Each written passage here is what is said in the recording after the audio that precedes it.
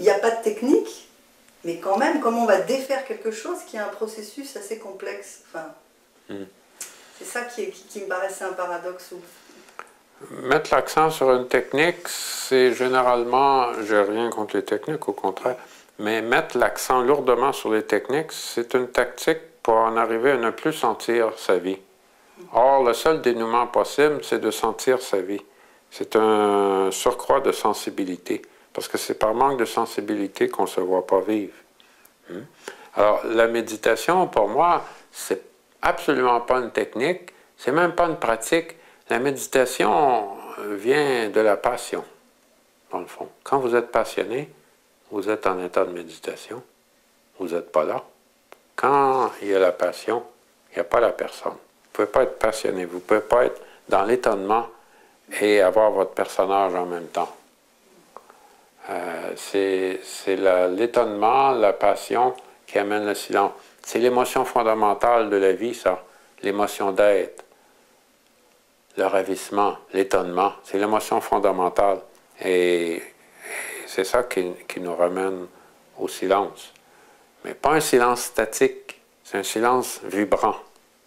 C'est un silence vibrant, où il manque absolument rien. Ça, c'est la méditation. D'ailleurs, le mot en sanskrit pour méditation, c'est dhyana. Dhyana, qui vient d'une racine verbale, di, D-H-I, long. Di.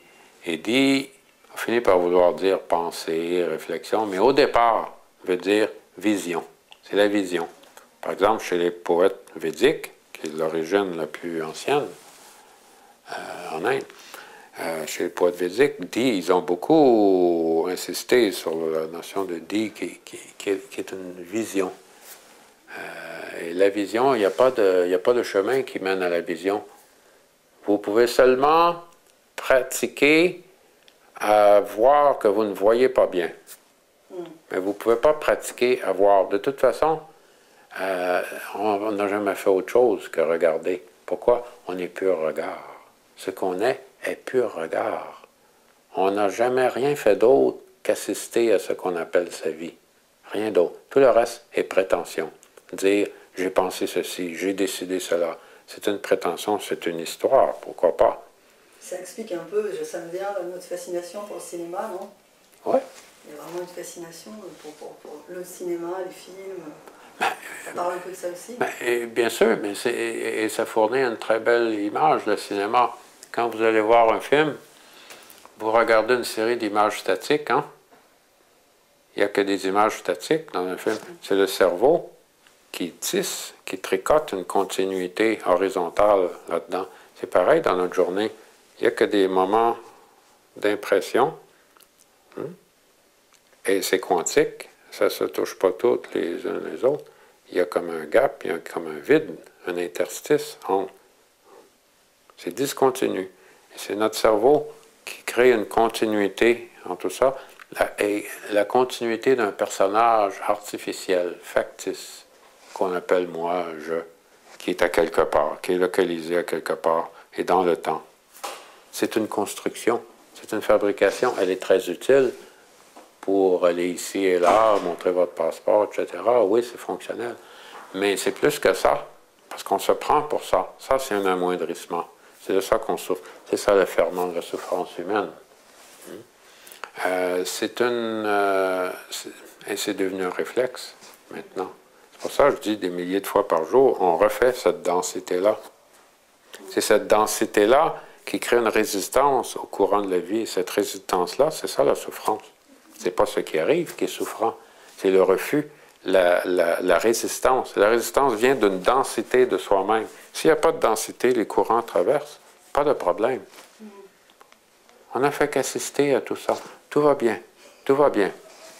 Et dénouer ce qui est noué passe par un regard. Quand vous voyez que vous tenez un objet depuis 1 heure, et c'est lourd, c'est pénible, et c'est inutile, quand vous vous en rendez compte, eh bien, ça prend sa place, ça s'effondre. C'est un effondrement. C'est ça la méditation véritable. Patanjali, dans son Yoga Sutra, il définissait le yoga ainsi. Yoga Chitt Vritti Nirodha. Nirodha, un effondrement. Hein, c'est l'effondrement du roulement mental. C'est ça le yoga.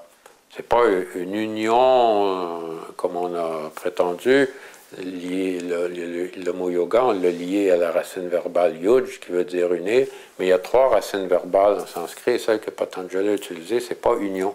Ça vient des commentateurs plus tard, Vyas et compagnie, qui ont commenté à partir d'une vision védantique. C'est pas védantique, Patanjali, le Yoga Sutra. Le mot yuj, tel qu'il l'a employé, le mot yoga, veut dire d'abord et avant tout repos en soi, mise au repos, mise à l'arrêt, une anstase. Voilà, c'est pour ça qu'il le définit comme nirodha, comme une cessation, comme un effondrement.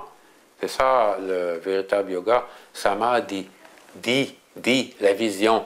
Samadhi, sam. Toujours cette voilà. racine-là. Voilà, c'est ça le samadhi. Et ça ne vient pas d'un effort, ça ne vient pas d'une tactique, d'une démarche.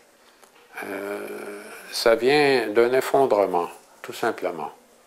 C'est vrai que vous parliez de cet exemple de on ne se connaît pas et on découvre. De la même manière, quand on écoute une vérité comme ça, il n'y a pas de vérité absolue, mais dans l'instant, c'est une vérité qui est vivante et je le sens. Je peux percevoir comme si je suis en lien avec cette vérité fluide comme ça qui bouge et qui va passer après, ou on va passer à autre chose. Et en même temps, je perçois, comment dire, non pas ce qui me sépare d'elle, mais à quel point elle n'est pas intégrée encore. Voilà. C'est comme si je cours après... Tout à fait. Vous savez, pour mettre du sel sur la queue de l'oiseau, j'ai l'oiseau. Ah oui, bien sûr. Mais on a tous cette nostalgie en soi. On a un peu cette... On a tous en nous la nostalgie de la tranquillité. Et quand on regarde tous les éléments de sa vie, on voit bien qu'il y a beaucoup d'éléments de notre vie qui ne résonnent pas de cette tranquillité, de cette lumière-là. À partir de là, on se dit, bon, ben, je dois faire quelque chose pour me transformer. Et c'est là qu'est la trappe, justement. Parce que tout de suite, en faisant ça, on refait la même chose. Il y a quelqu'un qui veut transformer quelque chose, il y a quelqu'un qui veut autre chose. On est encore tourné vers un moment à venir, vers quelque chose qui n'est pas là. Le silence, la méditation, c'est rester avec ce qui est là. Or, dans toute démarche volontariste, avec une direction, avec un but, l'attention est mise sur ce qui n'est pas là. C'est pour ça, je dis, c'est pas un problème, les techniques, yoga, etc. Mais généralement, l'accent porte sur un but, et c'est pour ça que ça fonctionne à peu près jamais, pour personne. Le yoga vécu comme un art, comme une résonance, ça c'est autre chose. Mais vécu comme une technique pour arriver à un but, ça, c'est vulgaire. Mais en fait, on a quand même chacun un discernement. Ça aussi, c'est voir. Ça, c'est la base. C'est la base. On peut se dire aussi, mais zut, quoi, à la fin... Justement.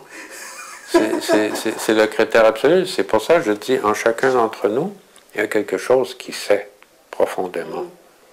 Comment vous faites si vous vous retrouvez devant quelqu'un qui est complètement désencombré de lui-même? On peut l'appeler un sage, un gourou, peu importe. Comment vous faites pour le reconnaître? C'est parce qu'en vous, il y a quelque chose qui sait. Alors, qu'est-ce qui est le plus important? C'est ça. C'est vous qui êtes le plus important. Dans votre pratique, qu'est-ce qui est important? C'est pas la technique, c'est pas le but, c'est vous. Vous qui? À qui vous pensez quand je dis vous? Généralement, on pense à ça, et là, c'est foutu. Mais vous, ce qui est vivant, ce qui est vrai. Qu'est-ce qui est vrai? Qu'est-ce qui est vivant en moi? Ça, c'est la question. Et toute technique qui ramène à ça est bienvenue. Et toute technique qui me fait mettre mon attention sur autre chose, sur un autre moment, c'est un ajournement. Mais je dis, plus important que le maître en chair et en os qui est là, c'est ce qui en vous sait. Parce que comment vous allez faire pour dire, ah, ça c'est un vrai maître? Comment vous faites pour dire ça, s'il n'y a pas ça en vous? Alors, c'est ça qui est le plus important, finalement. En langage un peu métaphorique, on dira, oui, il n'y a que ça, le maître. Et il est là, le maître, dans le fond. Mais bon, on va arrêter de jouer avec les mots. C'est vous qui est important là-dedans. Vous, pure lumière consciente. Et si ça sexualise à travers un être humain qui est devant vous et qui est désencombré de lui-même, qui n'a plus rien comme direction, à ce moment-là, ça va vous ébranler, bien sûr.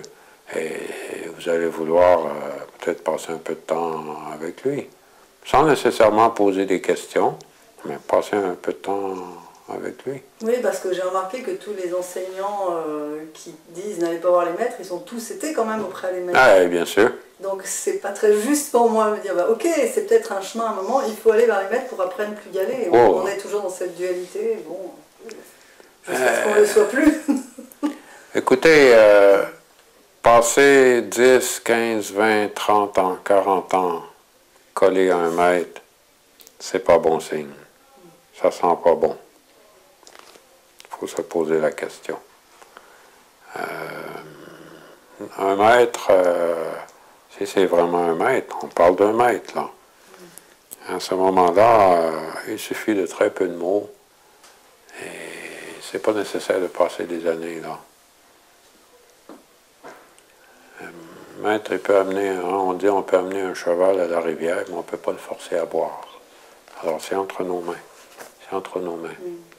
C'est prendre aussi, si c'est le bon mot, la responsabilité de sa vraie humanité, quoi. Pas sans arrêt chercher à l'extérieur. Bon, c'est arrêter de créer des choses inutiles. C'est regarder ce qui est vrai et laisser tomber tout ce qui est faux. C'est ça le détachement. Le lâcher prise. Tout le monde parle de lâcher prise. On ne peut pas lâcher quelque chose qui a de la valeur.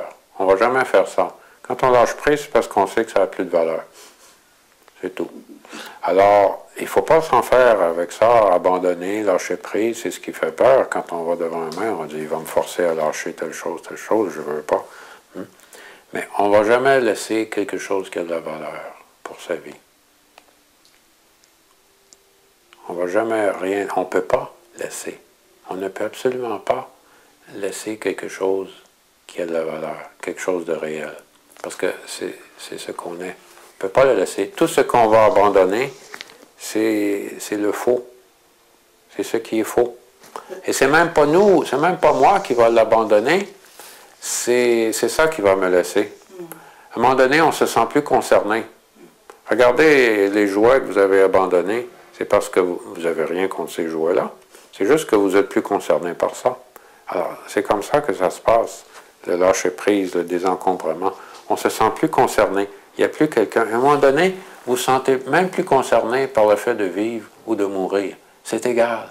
C'est égal. Et vous n'êtes pas suicidaire pour autant.